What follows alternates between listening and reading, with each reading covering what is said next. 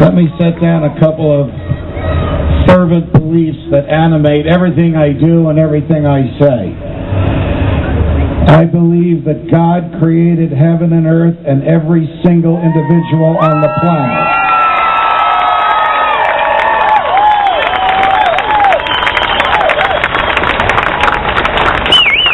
I believe that the God who gave us life, gave us liberty, and that freedom is our birthright.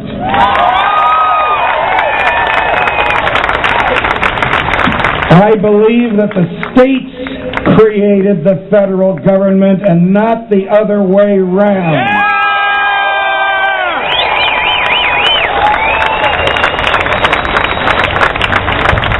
And that the power that the states gave to the federal government, they can take back.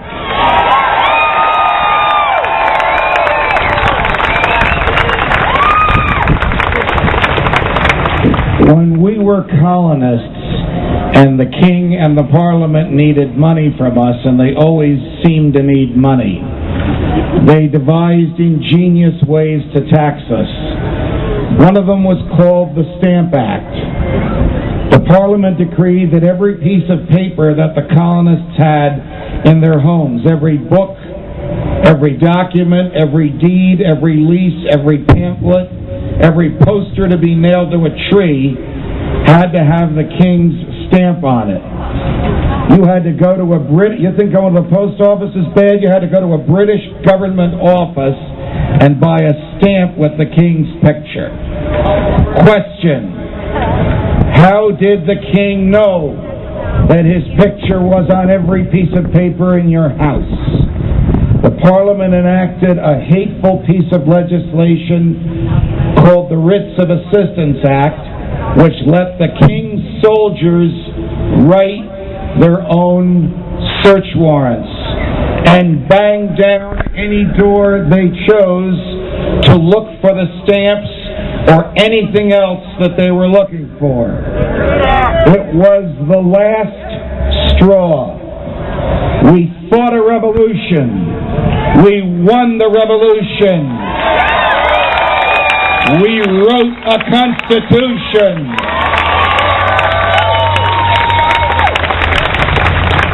The Constitution doesn't grant power. It keeps the government off our backs.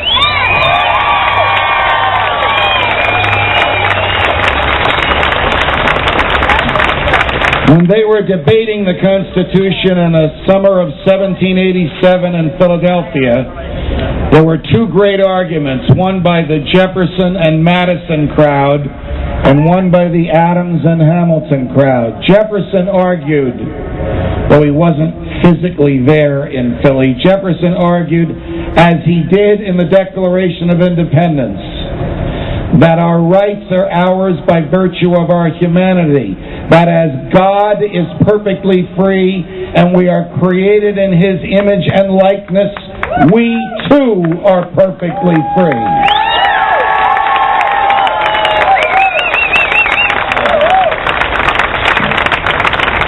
The big government crowd, yes, they had them even in those days, argued that you can't have freedom without government, and that government gives us our rights, and therefore government can take them away. This is not an academic argument.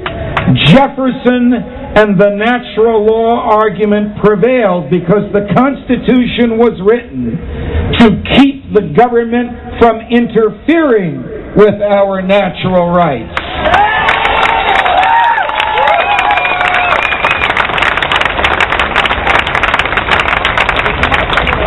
And so, your right to think as you wish, to say what you think, to publish what you say, to travel where you want, to worship as you see fit, to keep and bear arms to defend yourself against a tyranny.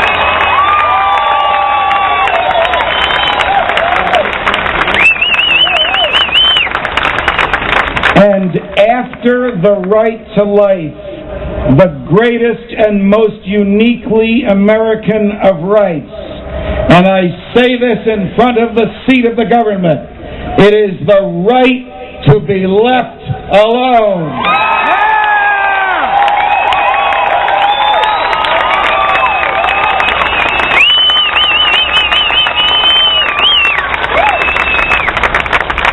We wrote a constitution to assure that the government would never interfere with these rights. Think about it. If rights come from the government, then the government, by ordinary legislation or presidential decree, can take them away. But if the rights come from our humanity, then unless we violate someone else's natural rights, the government cannot take our rights away.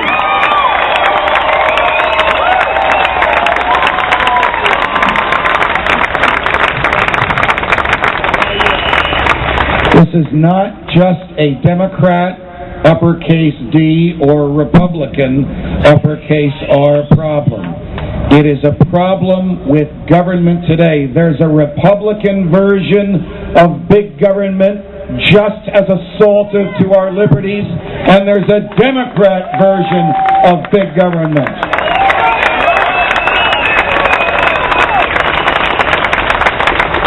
Look, we fought a revolution because the British soldiers could knock on our doors and demand that we house them and demand that we turn over property with them because they could write their own search warrants. In the Patriot Act, the most hateful piece of legislation since the Alien and Sedition Act, a Republican Congress and a Republican President authorized federal agents to do the unthinkable, to write their own search warrant. And a Republican administration didn't even let members of the House of Representatives read the Patriot Act before they voted on it. Why should the government be able to spy on us? They shouldn't! We should be able to spy on them!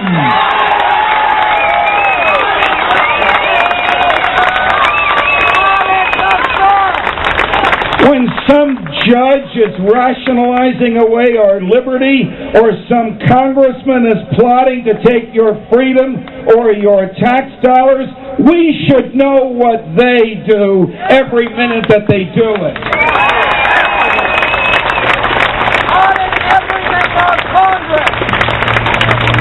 I was speaking to a group of congressmen from a neighboring state. I won't tell you which state it was, but they don't play football there. That leaves just a few.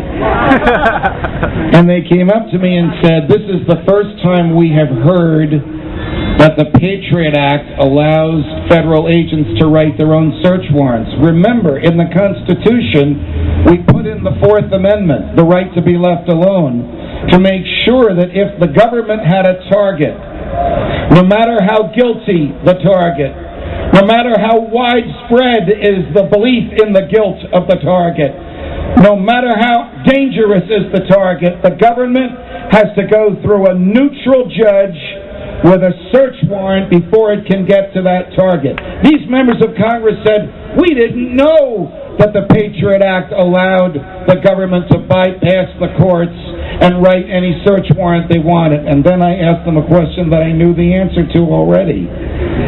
Did you read the Patriot Act before you voted on it? Answer, no. What were you voting on? A summary we received. Let me guess who wrote the summary. Some lawyers in the Justice Department, right? Of course. Yeah. Would you hire anybody to run your business that committed you to a violation of the very reason you were in business if they didn't even read the document by which they were making that commitment? Of course not.